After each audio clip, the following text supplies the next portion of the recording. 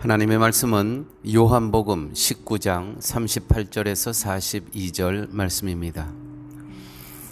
아리마대 사람 요셉이 예수의 제자나 유대인을 두려워하여 은휘하더니 2일 후에 빌라도더러 예수의 시체를 가져가기를 구하매 빌라도가 허락하는지라.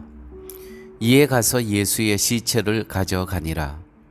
일찍 예수께 밤에 나아왔던 니고데모도 몰약과 침향 섞은 것을 100근쯤 가지고 온지라. 이에 예수의 시체를 가져다가 유대인의 장례법대로 그 향품과 함께 세마포로 쌌더라. 예수의 십자가에 못 박히신 곳에 동산이 있고 동산 안에 아직 사람을 장사한 일이 없는 새 무덤이 있는지라. 이날은 유대인의 예비일이요 또 무덤이 가까운 거로 예수를 거기 두니라. 아멘. 오늘 본문에 두 사람이 등장합니다. 아리마대 사람 요셉과 또 한 사람 니고데모가 등장합니다. 아리마대 사람 요셉은 오늘 본문에 보니까 은휘하더니 은희라는 것은 드러내기를 꺼려하여 숨었다는 뜻입니다. 숨겼다는 뜻. 자신의 정체성을 숨기며 살아왔다는 것이죠. 마태는 요셉을 예수의 제자라고 표현하고요. 마가복음이나 누가복음에서는 이 아리마대 사람 요셉을 하나님의 나라를 기다리는 사람으로 표현합니다. 그런데 왜 요셉은 예수님에 대한 신앙을 드러내지를 못하고 숨겼을까요?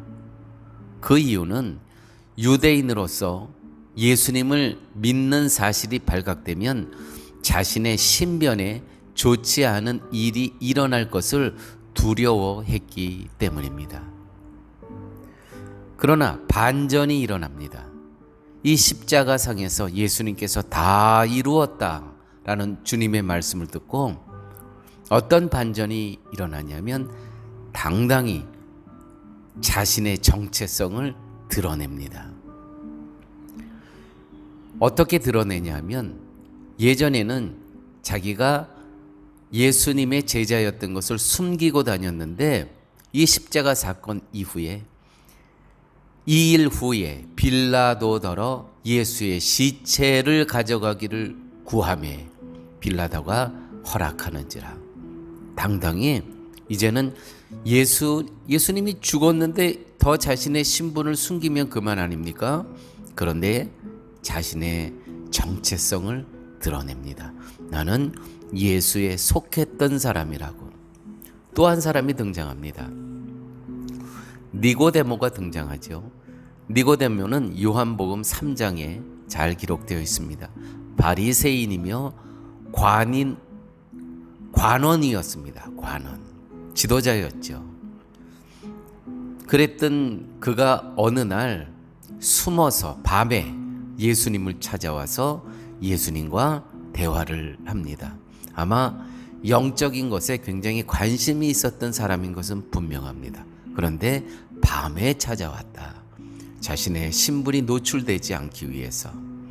그래서 그 유명한 중생의 문제를 예수님과 같이 예수님의 말씀을 들었던 사람입니다. 내가 다시 부모님, 어머님 뱃속에 들어가야 되는 겁니까? 라고 말했을 정도로 영적인 것에 굉장히 열악했던 그러한 사람이었죠. 그런데 니고데모는 오늘 본문에 보니까 100근의 침향과 몰약을 가지고 옵니다. 100근이라 하면 오늘날에 33kg쯤 됩니다. 이 정도의 양이면 몰래 숨겨올 수는 없었을 것입니다. 니고데모 역시 예수님에 대한 자신의 마음을 모든 유대인들 앞에서 당당히 드러내 보이고 있습니다. 놀라운 반전입니다. 교회 여러분, 우리가 이 땅에 살면서 숨겨야 할 것과 드러내야 할 것이 있습니다. 우리의 정체성은 드러내야 됩니다. 이거 숨기면 안 됩니다. 우리가 숨겨야 할 것이 있습니다. 선행입니다. 내가 오른손이 한 것, 왼손이 모르게 하는 것. 근데 우리는 다 드러내게 하잖아요. 이 영성이 드러나는 것은 나무의 뿌리가 드러나는 것과 똑같습니다. 말라 죽어버리죠. 그런데 우리는 드러내야 할 것은 숨기고 숨겨야 할 것은 드러내면서 살아갑니다. 요한은 요한복음의 저자 요한은 예수님이 죽으시고 십자가의 능력이 어떻게 나타나는가를 요셉과 니고데모를 통해서 증거하고 있습니다. 전에는 두려움으로 예수님에 대한 마음을 감추던 이들이 이제는 예수님을 위해서는 두려워하지 않는 믿음의 사람으로 바뀐 것이 이들이 노력이나 능력이 아니라 모든 것을 다 이루신 십자가의 능력의 결과임을 증거하고 있습니다. 요한은 지금 우리를 십자가에 달리신 예수님 앞에 세우고 있습니다. 다 이루었다라고 말씀하신 예수님 앞에서 우리 자신을 돌아보라고 하는 것입니다. 교회 여러분 어떠십니까? 아직도 드러낼 것과 숨겨야 될 것을 혼동하며 살아가시진 않습니까? 당당히 이제는 우리도 아리마대 요셉처럼 니고데모처럼 우리 자신의 정체성을 드러내며 살아가야 될 것입니다. 사탄은 스스로의 힘을 의지하게 합니다. 이 사탄이 하는 일입니다. 십자가에 달리신 예수 그리스도를 바라보지 못하고 내 힘으로 살아갈 수 있다고 가르칩니다. 유혹합니다. 하나님을 의지하는 것이 아니라 하나님의 이름을 빙자해서 그리스도인이라고 말은 하면서도요, 그 예수님의 이름을 빙자해서 나의 삶에, 세상의 삶에 유익을 얻고자 합니다. 이들에게 십자가에 달려 죽으신 예수님은 아무런 의미가 없습니다. 다만 자신들의 죄를 용서하여 속하여 천국으로 가게 해주는 속죄 기능일 뿐입니다.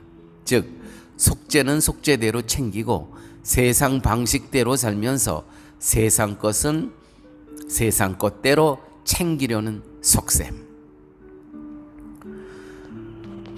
이러한 사람들이요 얼마나 많은지 모릅니다. 이러한 사람은 그리스도를 입술로는 고백한다고 해도 복음과는 전혀 무관한 사람들입니다.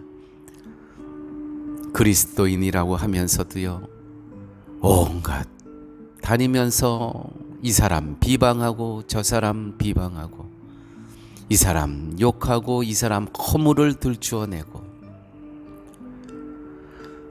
그리스도인이라고 해요. 자기는 그리스도인이라고 하는데 어떻게 그렇게 세상의 방식대로 자기의 허물은 자기는 의인인 것처럼 얘기는 하고 돌아다니면서는 온갖 사람을 비방하고 정죄하고 바로 이러한 사람들이 전혀 하나님을 의지하지 않고 십자가 예수 그리스도의 은혜를 망각하며 살아가고 있다는 것이죠.